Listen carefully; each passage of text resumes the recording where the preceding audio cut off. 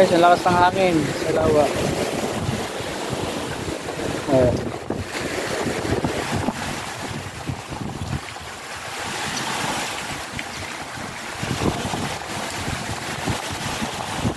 January 13, 2024.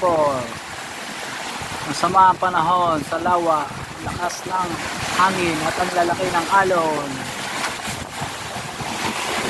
Ayan guys, oh, yun, ibon.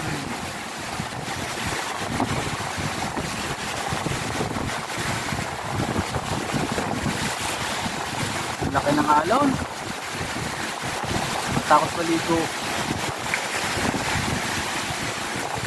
Ayan guys, yung ibon na yun, oh.